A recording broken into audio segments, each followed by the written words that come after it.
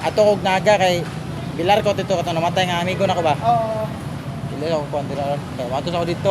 Oo. Ah basig ngita ka ba? Eh. Ngita ka na ko ba? Ato sa kog naga. Oo. Okay. Wala raw paminaw rito ah.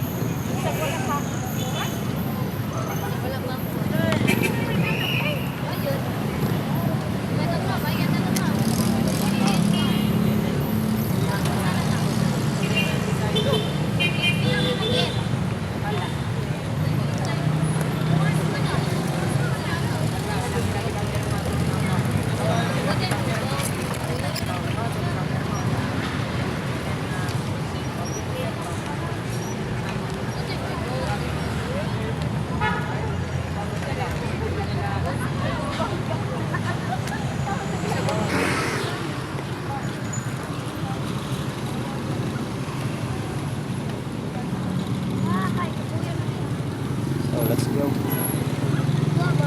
Nagibalin sa tong helmet guys kay para nindot ang kuha ba kay kurog.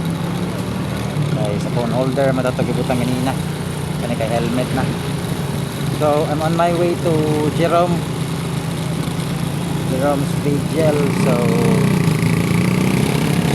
wala ko gamay brother. Ako sa may Talisay dapit na. So tulog lang dagtaro nga. Yeah. So kana si Jerome guys, kana siya ang tipo sa gay nga ilom ra gani. Kana mura ka paniid ra ba? Ang medyo maro. And I'm typically the guy nga kanang sabaan. So ako may sabaan sa ilang tapok magdala og mga kabuang, bugal-bugal, ana sa mga sa ang kasikas para dili boring ang among tapok. So si Jerome ilom ra na, so wala na siya ang usa sa mga tigkatawa sa namo audience impact ba ano no audience impact 10% pa na siya ang so kami ako mention ko mga barkada Pablo, si Buka, si Roy, so si Ray ug si Roy kaluhan na lang duha pero na sila nakalahian na ng duha kay si Roy moy gwapo, si Ray moy maot nila bitaw joke na breya.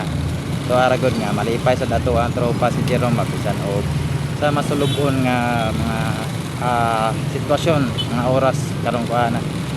So I don't know if katawaan ba nako siya ron adto or wala lagi ko kabalog unsay mahitabo or reaction nako kay sa pagkakaron medyo wala pa dili pa kay ingong bugat sa feelings ba nga inig-abot na mo dito wala na siya.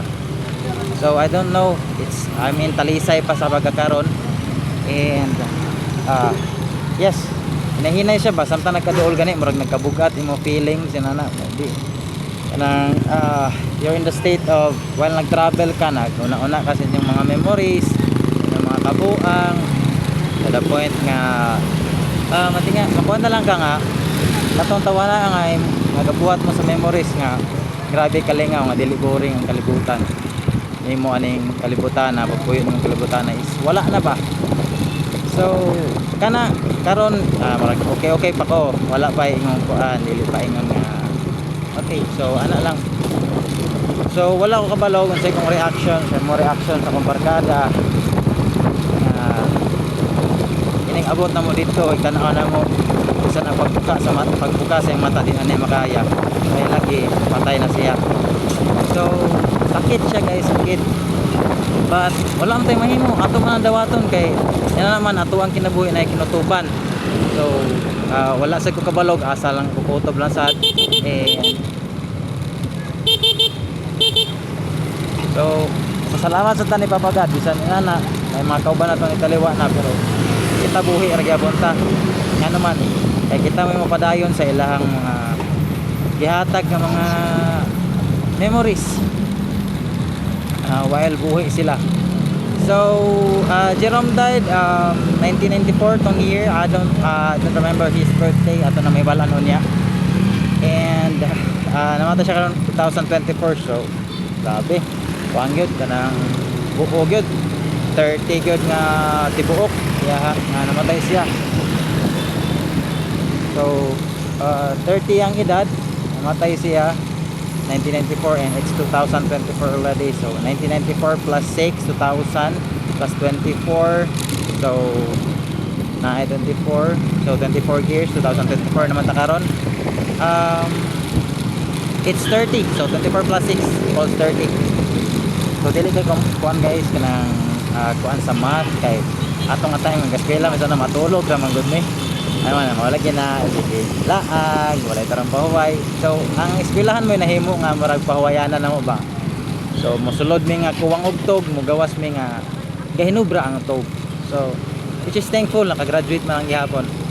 And I don't know if nakagraduate pa kita si Jerome sayang sa mong kurso nga nautical mananagat ba. Mao man na imong kurso guys. Siman, katuo mig siman nga simana nga naay perming kwarta pa to the point nga kada semana dayong way kwarta. So Dres Pinas na iperte yung lisura.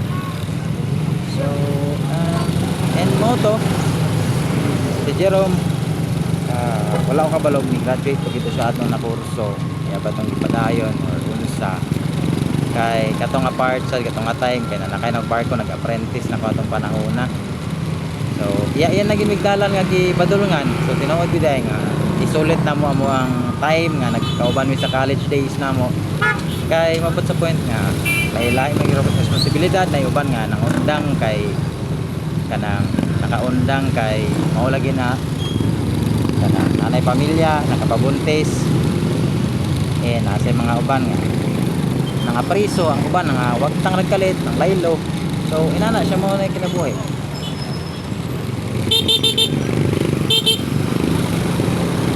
Which is really mapasalamaton gyapon ko bisan sa among mga kabuang sa una.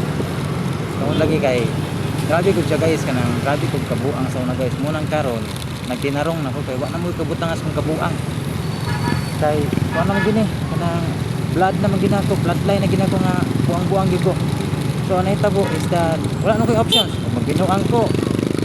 Nasabayan ako na. Binuang. So ako ang option is magtinarong na lang. So down. So I'm in the bottom already. Kuan ako. I'm in the bottom na anad ako nga ako sa bottom. That's why there's a lot of stretch marks or kana mga wounds nga naigo sa kuha tungod sa rocks. Kaya lagi na ako sa bottom part akong kinabuhi. So I don't have any options mo na nga. O lagi na inborn na tangabuang na nasa tong bloodline. So there's no options here. So na nga progress na sad ta, magtinarong na sad ta. Kay mo man ay wala pa nato mabuhat. Binuang naman ta dire. It's almost 10 to 11 years kung nagbinuang. So mo na siya and karon magpabilin manggahi. Wala man adto sa bahay ni Kuya, Big Brother's house, wala man. So mapasalamaton and there's no other options already because I'm totally crazy naman. It's in my bloodline already that it's normal that I'm crazy. So why not to the point nga magtinarong sa to para nasa sa mabag-o sa atong kinabuhi.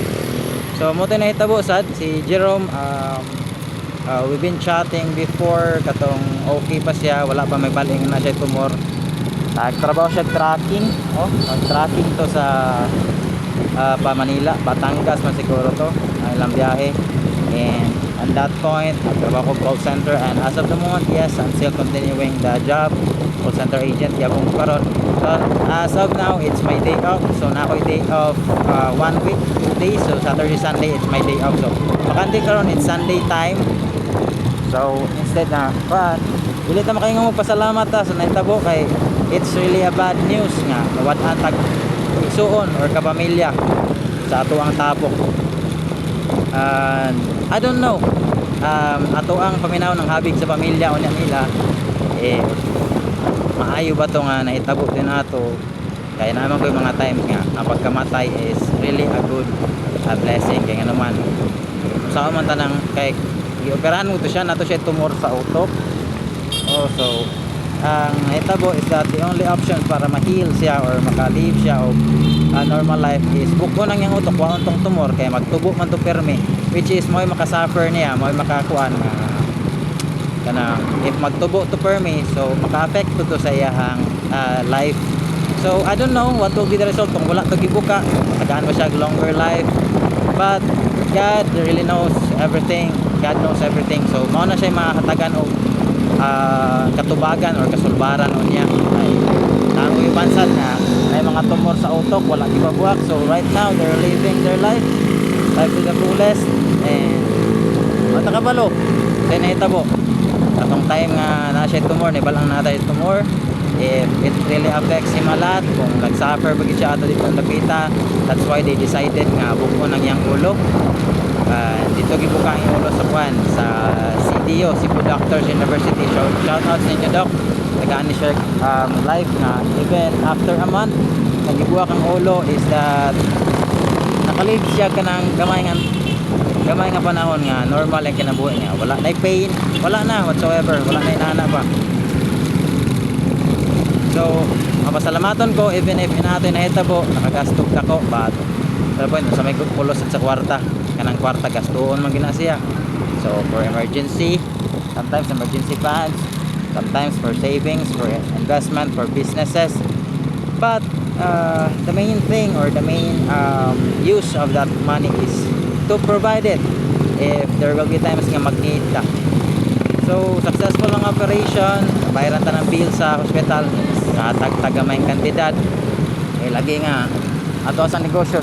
Yes, you can see me successful atong business. Dili man sana ako na ipakita sa mga bad sides sa atong business kaya abi pa lang week. So atong ipunan dito kanang successful lang natingil ta or natay mga bagong products or business kana venture.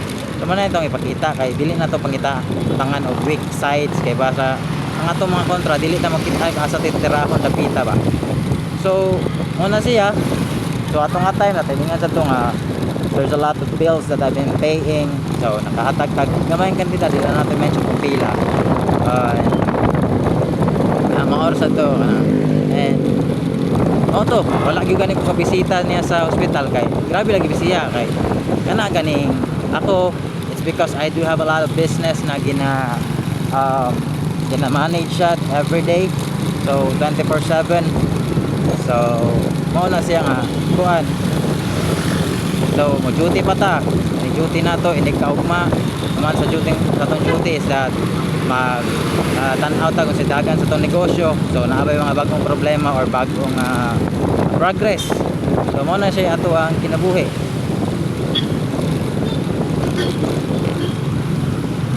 So kana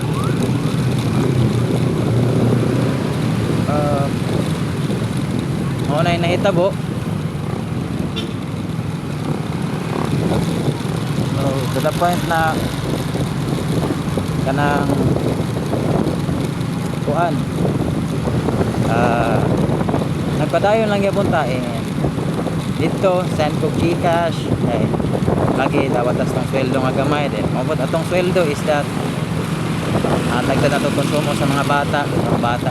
Yes, I do have kids already, so wala pa ma-aware, I do have kids, 2 kids already, and sad to say na we're unsplit right now, bulag mi sa akong partner, but I'm still hoping basin soon ma-okay ra pohon tanan-tanan, and basin ma-heal ra ang wounds and daghan ko nag chances ma even if inato kasakit ang nahitabo or nabuhat na ko sa iya, so maka-forgive ra gyud siya nako and ipadayon ang among family.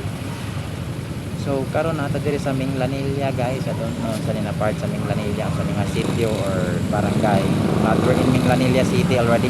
So shout out kay Mayor Rajiv.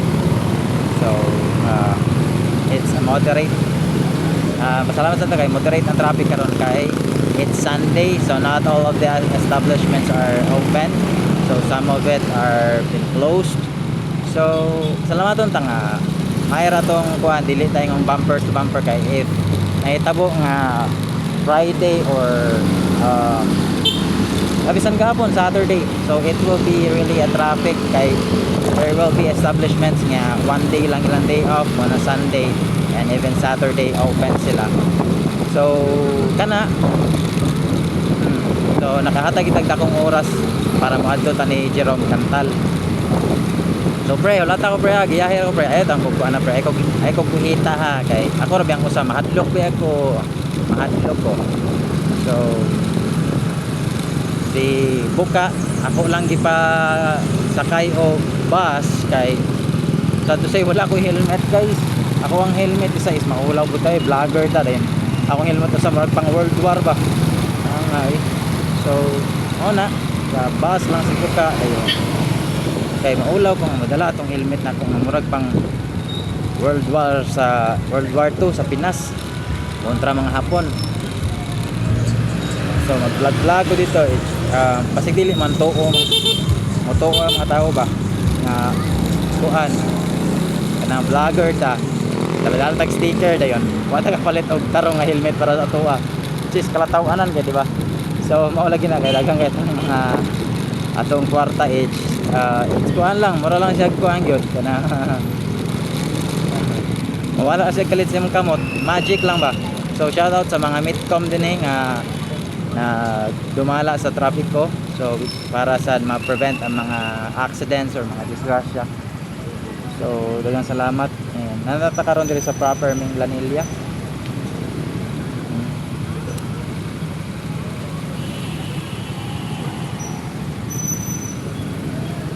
Ato sa proper Ming Lanilla na karon and shout out lang mo na teritoryo sa akong amigo si Christianiana. Wala mo kailan mga siya ang tao nga dako kayong tao tall, dark and handsome. Christianiana shout out na karon diri sa mong teritoryo. Di lang sa tika sa mo konra di ate ko kuyogon sa akong lakaw karon ako ang lusog karon kay lagi na there are some nahitabo nga issue or conflict sa imong life past days karon nga week. So i-resolve lang sana kay lisod kay maglakaw-lakaw kang dili safe pa.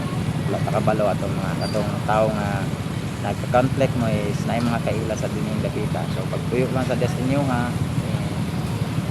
una ako lang sa solo plate lang sa ako. So don't you worry, I will always be safe. So muna and stop at karon stop over kay going to go na. So, yes, so this is Ming Lanilla City.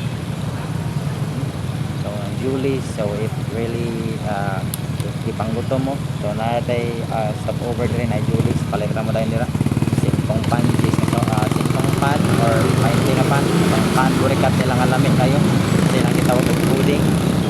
It's really good pan burikat kanang pula kay nga pan ba so, lamit din na siya guys. So and the best nga kung nakatilawan na kanang Julie's lamit sila or 15 pesos na siguro na ang mga tanan ang price na nila.